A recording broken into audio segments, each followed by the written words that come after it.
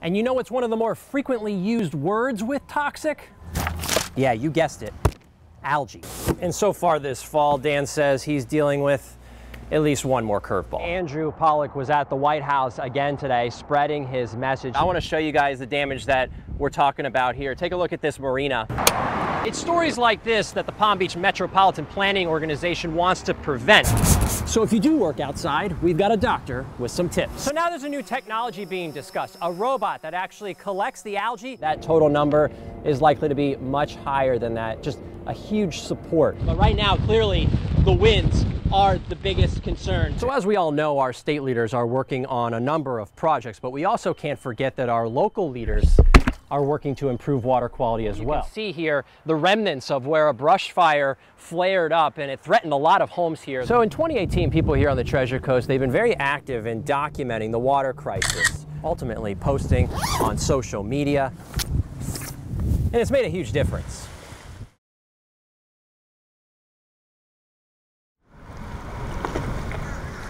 It's awful. This is the worst it's ever been.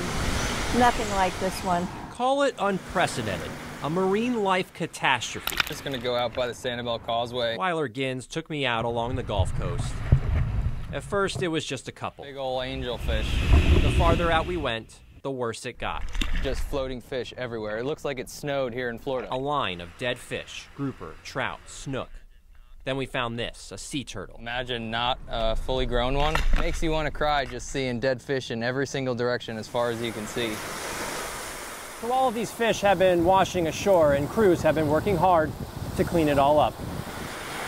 Along Fort Myers Beach, piles and piles of dead fish like this, an ongoing effort to remove it all. Dumpsters lining the beach, all while people try to withstand the smell like Kinley Bulvis. Smell, that we can't go in the water. Not coughing. Shirley Tabusick feels much better in her car. It's been 2 hours the whole time we're here of occasional coughing. This red tide bloom is being called the worst in more than a decade, coming in much later than usual, hitting many businesses where it hurts the most. It's impacted, the whole area. David Caston at Parrot Key Caribbean Grill sees fewer people these days, but trying to make the best of it, creating this fish kill cocktail. Proceeds from the sale of this drink are going to go to Captains for Clean Water. Know the effects it's having on our economy here, with people leaving, checking out hotels early, real estate deals falling through. Chris Whitman has a tough task of helping this ecosystem recover. Thousands of dead fish, dozens of turtles and manatees, other marine life. Clearly, a recovery will take some time. It's like the perfect storm, and it's tragic. It seems like it just keeps getting worse. At Fort Myers Beach, Alex Hagan, WPTV, News Channel 5.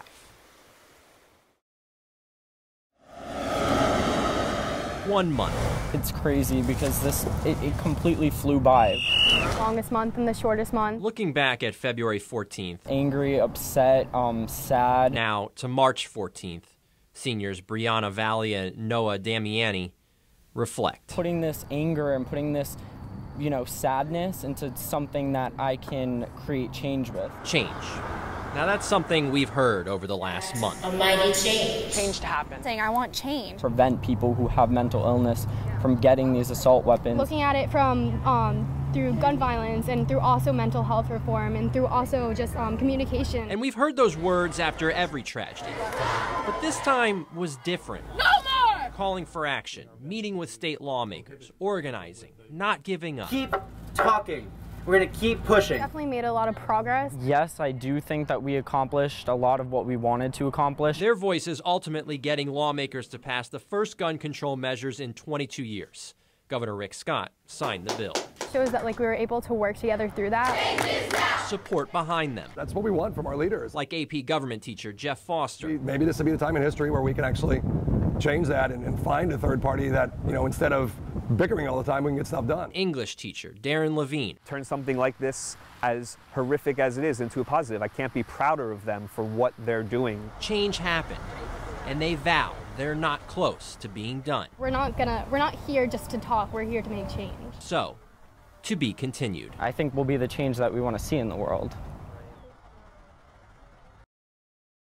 Expressway's looking pretty good, no accidents at this time on I-95. In a fast-paced world, in between Lake Worth and West more people, more growth. Things are going up left and right, but it's also been very good. George Poole at Pizza Girls in downtown West Palm sees quite a lot of it. Really great for our business. We've seen new customers. We've seen new businesses that have come downtown. Good for business. And a Hawaiian. But does keeping up with growth maybe infringe on our paradise? Basically, I woke up and I was like, wow, this is really bad. And Jessica Gray with Boca Save Our Beaches sees a problem here. it's not necessary to build on the beach, especially if it's predicted to possibly be underwater in maybe 100, 200 years. This is an example here in Palm Beach County, development from 1984 to 2012. University of Florida researchers predict county population will come close to 2 million by 2040. We keep building and building and building. Jessica worries for wildlife. To me, it's going to stop when there's no more space left to build. And as Florida's population continues to grow, local architects say there are good ways and bad ways to develop and keep up. Variety of housing. Rick Gonzalez is with REG Architects. More compact ways of living. Showing me a new project for Northwood. You have everything in one location, integrated vertically and horizontally and not separated. He says here in Palm Beach County, it's about developing with less sprawl and making it easier to get around by walking. We need to save paradise. And how do we save paradise? Continue to do smart growth, smart planning, not only in West Palm Beach, but in all 30 towns of Palm Beach County. Walkable communities, walkable centers. One of many ways, he says, can maintain this paradise. Educate others on how we can live sustainably as well. In West Palm Beach, Alex Hagan, WPTV, News Channel 5. The recovery continues on 10th Avenue. My roof. For Nancy Turner and others in Okeechobee. I'm terrified about my roof. And I walk across the floor and I think I'm sliding. Irma damaged her roof, water leaking on her floor. Shingles on the roof. The house shifted. Nancy's son, Kenny, doing what he can to fix it. We're Okeechobeans. We can tough it out. What they really need, though, is supplies, food and water. Well, county leaders to the rescue at the local Agri-Civic Center. 3-lane 1! 3-lane 2! All the way down, all the way down. A drive-through. 5 in the household? Okay, perfect. 5, sorry. Have a great day. All right, take care, guys. I'll see you tomorrow. Keep coming all day. We're over 200 vehicles already. Members of the National Guard, sheriff deputies, and FEMA handing out water, food, tarps for hundreds of people. Many still without power, in desperate need. The outflow is amazing, and we really, truly appreciate it, and we love Okeechobee County, and that's why we try to do everything we can for our citizens. Jack Nash with the Okeechobee County Sheriff's Office says this is some of the worst damage he's seen, and he knows the importance of being there for the citizens. Throw everything out. Back at Nancy's, Water leaks in it's that kind of help that makes this easier. I will get through this by the grace of God, In Okeechobee, who is my protector. I'm Alex Hagan for The Now, South Florida. At Wagner Microengineering in West Palm Beach. The cuckoo clock. Or you could call it clock and watch repair. They do much, much longer. That's made in Britain, Great Britain. John Wagner knows a thing or two about clocks. Oh, yes. Family trait. He says, don't mess with time. Don't mess. Plus, you have to change the hours. Well, a new bill circulating in Tallahassee wants to make it so we don't mess with time, keeping daylight saving time permanent. Basically, in the Sunshine State, the sun would be out later. Longer day. Marshall Sklar. The benefits are tremendous. Is on board. He knows the struggle with his kids. It messes with their sleep cycle. They've been conditioned. What do I need? Hold on, whoa. As for the other side of things, though, it was tough to find someone for keeping things status quo. For us, it is. Rick Alfor, Let's go ahead. with Right Hook Fishing Charters. Keep going. Sees the benefits of clocks changing twice a year.